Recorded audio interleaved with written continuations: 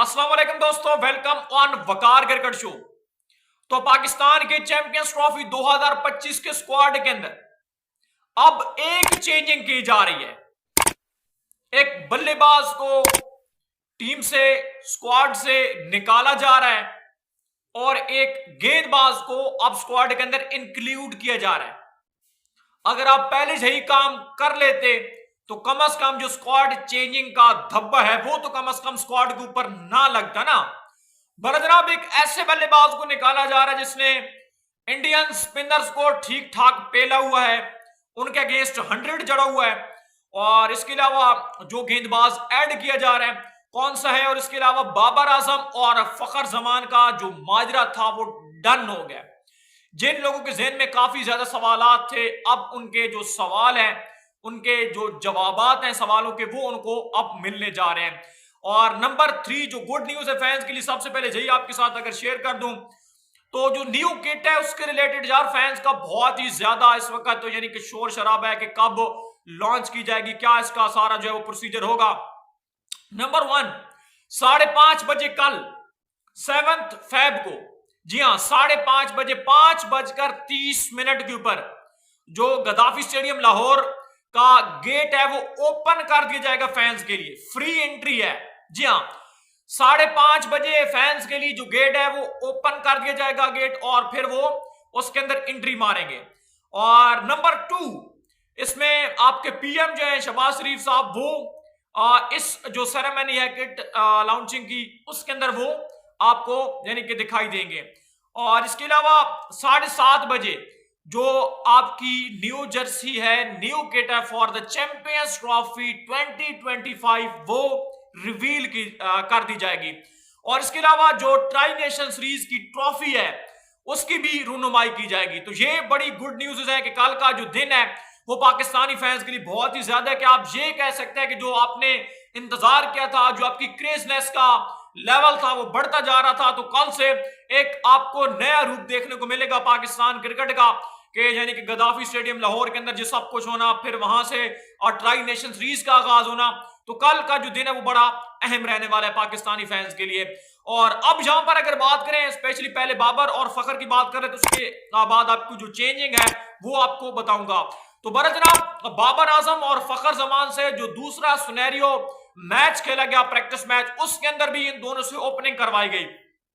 फखर जमान जो थे वो आउट हो गए थे तकरीबन 10 ओवर के बाद, खुशदिल शाह का वो शिकार बने, लेकिन बाबर आजम जो थे वो रिटायर्ड हो गए थे। बाबर आजम ने बड़ी शानदार किस्म की बल्लेबाजी की। बाबर और फखर की जो पार्टनरशिप थी, ओपनिंग पार्टनरशिप, वो जमी है। जो पहला सुनेरियो मैच खेला गया उसमें बाबर आजम ने सिर्फ 2 रन बनाए थे और फखर जमान ने कोई 12-13 रन बनाए थे, तो यानी कि उनकी पार्टनरशिप जो थी वो नहीं चली थी। तो लेकिन जो दूसरा मैच खेला गया उसमें बाबर ये जो था यानी कि नाइट के टाइम के ऊपर मैच करवाया गया, थोड़ा सा एडजस्टमेंट कर रहे थे कि भाई डे एंड नाइट की जो आपको बैटिंग का यहां पर एडवांटेज है वो हम थोड़ा सा फराम करें। तो जनाब बाबर और फखर की जो जोड़ी है उसने जम के रन बनाया और एक अच्छी पार्टनरशिप बिल्ड की है।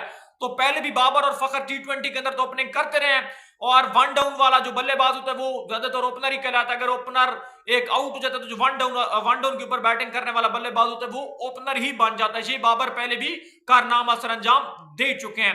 तो जनाब बाबर और फखर की जो ओपनिंग पार्टनरशिप थी वो बड़ी शानदार लगी है। फखर तो आउट हो गए थे, इसके अलावा खुशदिल ने जो 3 विकेट्स निकाली, तो ये भी एक पॉजिटिव इंपैक्ट जा रहा है, और अच्छी खासी बैटिंग भी खुशदिल ने किया, जो कि आपको एक ऑल राउंड परफॉर्मेंस देखने को मिली है। तो जनाब जो आपके हैं आकिब जावेद, उन्होंने क्लियर किया कि खुशदिल को हमने इसी वजह से स्क्वाड के अंदर भाई साहब इंक्लूड किया है कि साइम अयूब इंजर्ड हुआ है।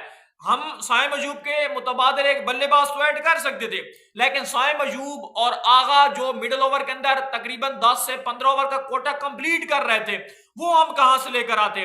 मिसाल के तौर पर अगर इमाम को इंक्लूड करते, या अब्दुल्ला को इंक्लूड करते, या हसीबुल्ला खान को इंक्लूड करते, तो ना इमाम ने बॉलिंग करनी थी, ना हसीबुल्ला ने बॉलिंग करनी थी, और ना उसने अब्दुल्ला शफीक ने, और ना इमाम ने, ना हसीबुल्ला ने, यानी कि इन तीनों में से किसी ने भी गेंदबाजी नहीं करके देनी थी।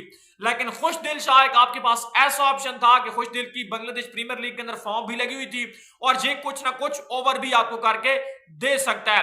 तो ये आपने पॉजिटिव एडवांटेज देखा जिस वजह से आपने खुशदिल शाह को इंक्लूड किया है। बाकी फहीम अशरफ जो है वो सबको पता है कि जिस तरीके से इंक्लूड किए गए। और इसके अलावा जो चेंजिंग बताई जा रही है तो वो जनाब पॉसिबिलिटी ये है कि 12 फेब तक पाकिस्तान जो है वो तैयब ताहिर को बाहर कर सकता है। हालांकि तैयब ताहिर स्पिन को बड़ा अच्छा खेलते, दुबई के अंदर ही तैयब ताहिर ने इंडिया के इमर्जिंग बॉलर्स को इमर्जिंग एशिया कप के फाइनल के अंदर अगेंस्ट इंडिया इस बंदे ने सेंचुरी जड़ी थी। तो तैयब ताहिर जो है ये स्क्वाड से आउट हो सकते हैं। और इसके अलावा जो सुफियान मुकीम है वो स्क्वाड के अंदर इंक्लूड हो सकते हैं। ये अब है, उन्होंने कहा है कि सुफियान मुकीम को हमने रखा हुआ है जो हमारा बैकअप है। अगर कोई प्लेयर इंजर्ड होता है या कोई ऊपर नीचे काम होता है तो हम सुफियान मुकीम को इंक्लूड कर सकते हैं। तो अब एक और ये भी पॉसिबिलिटी क्रिएट हो चुकी है कि सुफियान मुकीम जो है वो जनाब तैयब ताहिर की जगह स्क्वाड के अंदर इंक्लूड हो सकते हैं, जहां पर आपके पास बाबर आजम है, फखर जमान है, इसके अलावा मोहम्मद रिजवान है, साउद शकील है, कामरान गुलाम है, उस्मान खान है। तो बड़ी तगड़ी आपकी बैटिंग लाइनअप है। और इसके अलावा फहीम अशरफ भी ऑलराउंडर के अंदर ही शुमार किए जाते हैं। और इसके अलावा यानी कि आपके पास एक तगड़ी आपकी जो बैटिंग लाइनअप है वो पहले से आपके पास मौजूद है। तो यानी कि सुफियान मुकीम का ऑप्शन इतना बुरा नहीं है। अगर आपको अपडेट से चलेगी तो लाइक और सब्सक्राइब जरूर कर देना।